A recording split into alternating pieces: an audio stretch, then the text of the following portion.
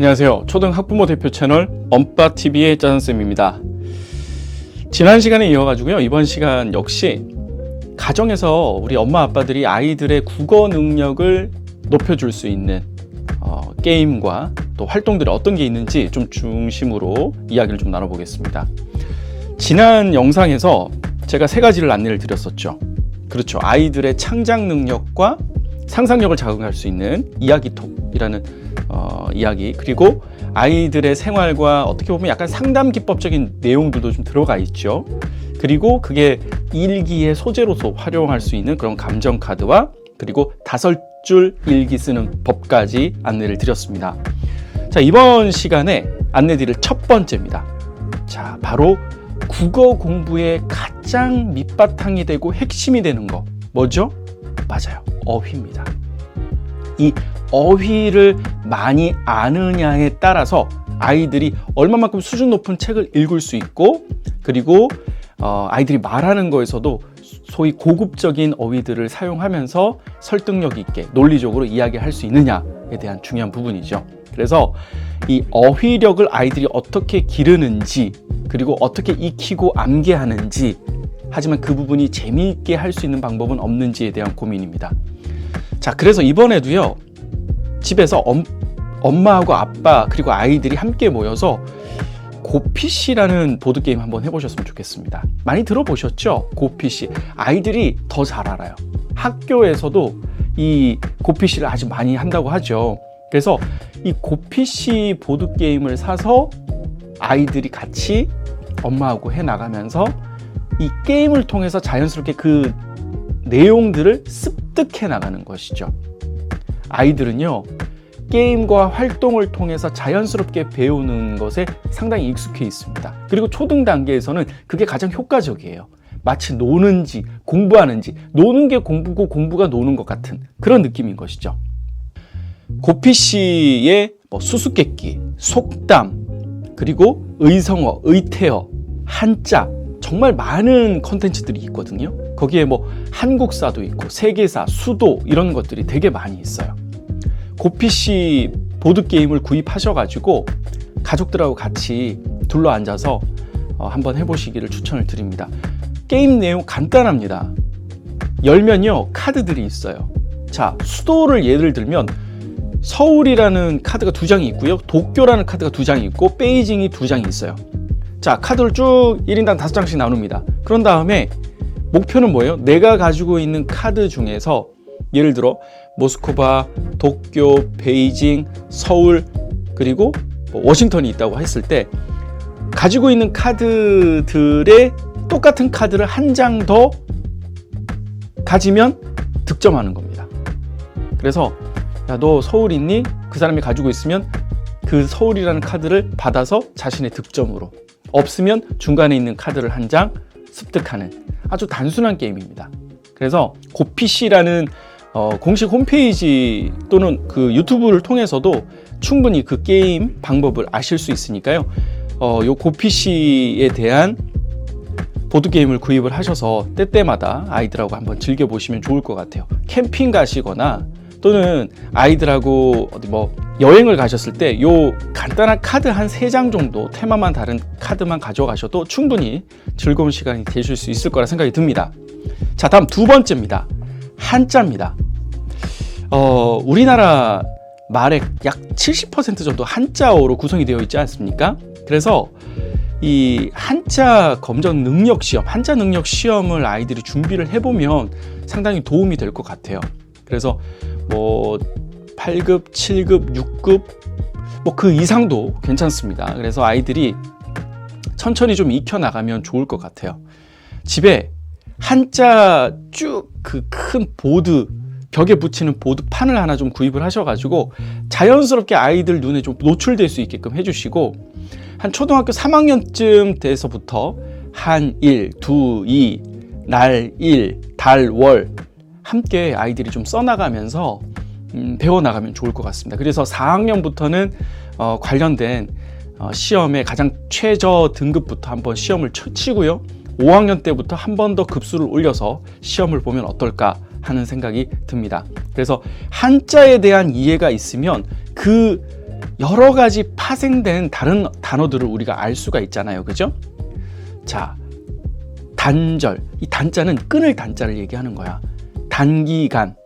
이거는 짧은 기간을 얘기할 때 단기간을 얘기하는 것이지.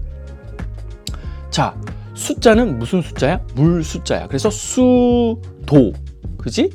그리고 수족관 할 때 숫자는 반드시 무슨 숫자일까? 그렇지. 이것도 물 숫자라는 것이지. 그지? 광선. 이 광자는 뭘 얘기하는 거야? 맞아. 빛을 얘기하는 거야. 그러니까 아이들이 한자를 알면요, 부모가 관련된 이야기들을 계속 해줄 필요가 있어요. 이 광자는 빛을 얘기하는 거거든. 자, 학교의 학자는 뭘 얘기하는 거야? 맞아. 배울 학자를 얘기하는 거야. 그지? 자연에서 자는 뭘 얘기할까? 맞아. 스스로 자자를 얘기하는 것이지. 이와 같이 우리나라 말에 그 의미가 무엇인지를 한자를 풀이하면서 알려주면 더 재밌는 것이죠. 그래서 한자를 통해서 우리 아이들이 또 다른 어휘력이 또 2단계 올라가는 것이죠. 모르는 어휘력이 나왔어요. 엄마하고 아빠하고 아이하고 얘기하다가 모르는 그 단어가 나왔어요. 그 모르는 단어를 때때마다 그냥 포스트잇에 한 장 써봅니다. 예를 들어 우주라는 단어가 나왔어요. 아이가 무슨 이야기인지 모르는 거죠. 그럼 포스트잇에 우주를 씁니다. 그런 다음에 포스트잇을 붙여가지고 한 3칸으로 나누어진 박스면 좋겠어요. 그래서 첫 번째 박스에다 거기다 넣어둡니다. 첫 번째 박스에 뭐 우주라는 게 들어가고, 뭐 마을이라는 단어가 들어가고, 인물이라는 단어, 뭐 기억이라는 단어 쭉 넣어놨어요. 아이가 모를 것 같은. 그런 다음에 이 단어 카드를 가지고 아이에게 설명을 해줍니다. 이 단어는 뭘까? 그리고 아이도 이 첫 번째 박스에 있는 이 카드를 가지고 공부를 하는 겁니다. 또 모르면 아빠한테 또 질문하고요. 엄마한테 질문을 하고요. 자, 그런 다음에 한번 이 카드를 복습을 했어요. 그러면 이 카드가 그 다음 2번째 박스. 그러니까 이 박스에 대한 개념이 없으신데 이렇게 생각하시면 돼요. 우유 박스 있죠? 우유 박스를 3개를 붙여놨다고 생각하시면 돼요. 그래서 첫 번째 박스에 있던 게 그 다음에 어디로 가요? 그죠? 2번째 박스로 가요. 자, 복습을 했기 때문에 2번째 박스로 간 후에 2번째 박스에 있던 카드를 다시 한번 복습을 같이 합니다. 퀴즈를 같이 맞춰요. 엄마가 내서 아이가 맞춰도 되고, 아이가 설명한 다음에 부모가 맞춰도 상관없어요. 2번 아이와 같이 활동을 했어요. 그 다음에 3번째 박스로 옮겨 놓습니다. 그러면 마지막 활동을 하고 나면 그 종이들은 어느 한 곳에다가 보관을 해두시면 되는 거죠. 3번 정도 아이와 복습을 했다면 그래도 이제는 아이의 언어 생활, 언어 체계 안에 그 단어들이 들어갈 수 있다는 것이죠. 이러면서 차츰 뭐예요? 어휘력이 커져 나가는 거죠. 책을 읽다가, 대화를 하다가 갑자기 뉴스에 모르는 단어 나왔다? 포스트잇에 써놓는 겁니다. 물론 더 좋은 방법들이 있어요. 우리가 예전에 영어 단어 문제집 풀다가 잘 모르는 단어 있으면 어휘장에다가 다시 옮겨서 써놨잖아요. 그렇게 해놓으면 제일 좋죠. 근데 아이들이 특히 저학년일수록 그게 쉽지가 않지 않습니까? 그래서 단어 퀴즈처럼, 그래서 어휘를 포스트잇에 써놓고 다시 복습, 2번째 종이 우유 박스에다 넣어놓고 또 복습, 이런 식으로 좀 가면 어떨까 하는 생각이 듭니다. 무엇이든 간편하고 단순하고 쉬워야 돼요. 그래야 엄마 아빠들도 오랫동안 아이하고 같이 활동을 할 수 있다는 것이죠. 3번째 제가 제안드리는 보드게임, 바로 라온이라는 보드게임입니다. 초등학교 1, 2학년 아이들에게 좀 적합할 것 같아요. 물론 3학년까지도 가능합니다. 어떻게 하느냐, 펼쳐보시면요, 자음과 모음이 이 플라스틱 조각으로 되어져 있어요. 그런 다음에 카드들이 있습니다. 자, 시옷으로 시작하는 단어 2가지 쭉 아이들이 맞춰보는 겁니다. 사랑, 시옷으로 시작하는 거, 소리.